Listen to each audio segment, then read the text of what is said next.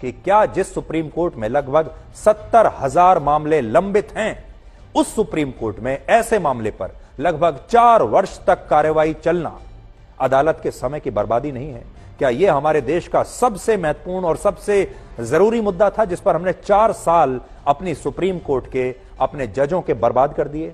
और वो 70,000 मामले जो आज भी लाइन में खड़े होकर इंतजार कर रहे हैं और जानते हैं कि अगले 10 साल तक भी उनका नंबर नहीं आने वाला, जो आम लोगों की जो मामले हैं, जो गरीब लोगों के मामले हैं, उनका क्या होगा? और अगर ऐसा है तो क्या इसके लिए इन याचिकाकर्ताओं की जिम्मेदारी आज तय नहीं होनी चाहिए, जिन्होंने 4 वर्ष सुप्रीम कोर्ट के बर्बाद किए और 70,000 लोग जो लाइन में लगे हुए थे सुप्रीम कोर्ट में अपनी सुनवाई के लिए, उन्हें लाइन में और पीछे कर दिया, सिर्फ इसलिए क्योंकि यह उनके राजनीतिक बिजनेस मॉडल को सूट करता है। अब इन लोगों ने एक बिजनेस मॉडल बना लिया है कि कोई भी बड़ा फैसला आए सुप्रीम कोर्ट में जाकर उसे अटका दो। यह सवाल इसलिए पूछा जा रहा है क्योंकि आज मुख्य न्यायाधीश जस्टिस DY चंद्रचूड़ ने खुद कहा कि केंद्र सरकार द्वारा लिए गए हर फैसले को कोर्ट में चुनौती नहीं दी जा सकती, और अगर ऐसा होता है तो इससे अराजकता फैल सकती है। सुप्रीम कोर्ट को यह बात इसलिए कहनी पड़ी क्योंकि हमारे देश में सरकार के हर फैसले को सुप्रीम कोर्ट में चुनौती देने का एक राजनीतिक बिजनेस मॉडल बन चुका है। आज हमारी आस्था से लेकर हमारी सेना से जुड़े सभी मामलों के तमाम फैसले सुप्रीम कोर्ट तक जाते हैं और वहां निर्धारित हो रहे हैं। हमारे देश में राम से लेकर रफाल तक, भगवान श्री राम थे या नहीं, यह सुप्रीम कोर्ट से तय होता है। भगवान राम के अपने देश में लोग सुप्रीम कोर्ट जाते हैं कहने के लिए कि राम तो थे ही नहीं। हम अपनी सेना के लिए कौन से लड़ाकू विमान खरीदेंगे, रफाल लेना सही है या गलत, यह भी सुप्रीम कोर्ट तय करता है। रफाल लड़ाकू विमानों का मामला आपको याद ही होगा। इसी तरह आतंकवादियों पर कार्रवाई का फैसला भी सुप्रीम कोर्ट तय कर रहा है, जिसमें संसद हमले के दोषी अफजल गुरु, मुंबई में सीरियल बम धमाका करने वाले आतंकवादी याकूब मेमन के लिए सुप्रीम कोर्ट में वर्षों तक कानूनी लड़ाई लड़ी जाती है। याकूब मेमन की फांसी को रुकवाने के लिए तो आधी रात को सुप्रीम कोर्ट में सुनवाई करनी पड़ी थी।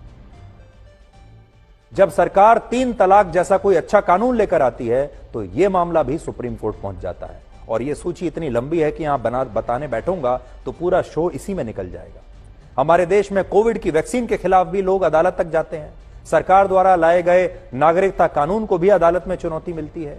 इससे आप समझ सकते हैं कि अब कैसे हमारे देश में न्यायपालिका का दुरुपयोग हो रहा है, और यह एक बिजनेस मॉडल बन चुका है कुछ एनजीओज का, कुछ विपक्षी दलों का, कुछ सामाजिक कार्यकर्ताओं का। इनका एक ग्रुप है और उनके नाम सब जानते हैं, उन वकीलों के नाम सब जानते हैं जो ये काम कर रहे हैं, उन नेताओं के नाम सब जानते हैं।